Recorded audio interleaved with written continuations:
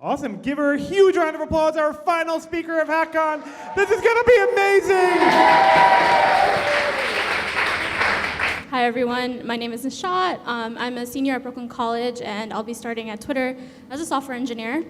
Yeah, you can find me on the internet at thathijab. So my talk is primarily focused on creating safe and inclusive spaces for people of all educational ethic backgrounds within communities like hackathons and meetups. And since that would take 5 hours to cover, and I only have like 5 minutes, I'll be focused on mansplaining. So my talk is broken down into what is mansplaining, why do we mansplain, and how can we stop doing it. So for those of you who don't know, mansplain is a 21st century term, but it actually goes way back. It's the arrogant act of assuming that one party knows better than the other.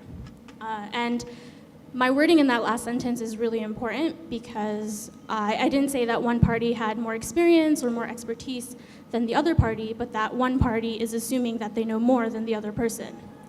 And this is where the thin line between being passionate and wanting to explain a subject and just assuming that someone doesn't know anything in the subject is drawn. So Twitter is one of the many corners of the internet where you can find a lot of examples on mansplaining. And the title of my talk comes from the amount of times that people check Pope Francis on Twitter. This is a man who's literally like the head of the Catholic Church, and yet other people who are Catholic still check his like Bible quotations. And so this is also a good example of how, even though mansplaining is a gendered term, anyone can be spoken condescendingly to, regardless of how they identify. So why do we mansplain? There are a lot of reasons, and some are a lot more awful than others, but these are a few reasons why someone without any ill intent may mansplain. And these are all situations that we can find ourselves in, especially in technical spaces.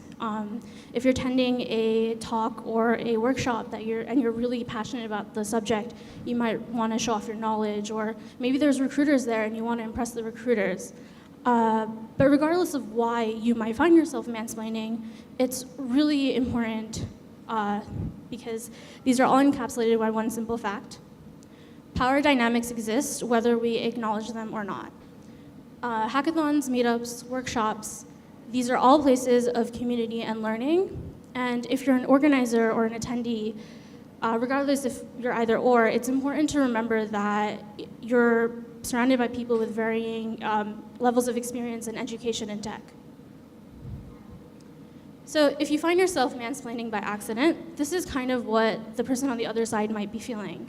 And when you're at a hackathon and you're having a conversation, you don't want to feel as though the other person they're having the conversation with doesn't have the same mutual fundamental respect that everyone deserves.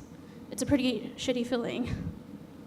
So it's actually only when we acknowledge that some people have an advantage in social situations that we can work to fully create an inclusive environment. And we've probably all been there. You're having a conversation and the topic is something that you really, really love, or you see someone explaining something and you know that you can explain it better. Before you jump right into that situation, you should double check and see what your intentions are. Here are some examples of how you can evaluate the situation that you're in. The first two are a little tricky, especially for a mentor or someone who's leading a workshop. Oftentimes, people are really shy or anxious to ask questions, but if you're a mentor at a hackathon and you see someone working on an iOS app, don't just go up to them and say, "Why are you still using Objective-C? Swift is much easier." Instead, like the second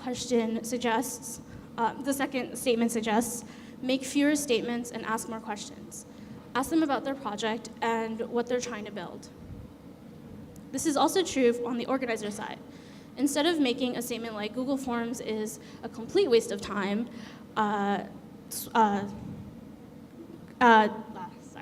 Google Forms is a complete waste of time, Typeform is much smoother. Ask your co-organizer why they like Google Forms, and discuss the technical advantages of both. And on that note, I actually had my most recent experience in mansplaining is when I was at a blockchain meetup, and I had my friend who was a graphic designer with me, and I explained to her kind of in higher level terms what cryptocurrency was, and someone heard that explanation, and came up to her and used super technical terms to explain the same exact thing. And this is an explanation of the last suggestion: avoid pedantic corrections and instead correct major misinformation. So these are all really good things to keep in mind for communicating when you're putting together a hackathon, or if you signed up to be a mentor in a technical space. Thank you.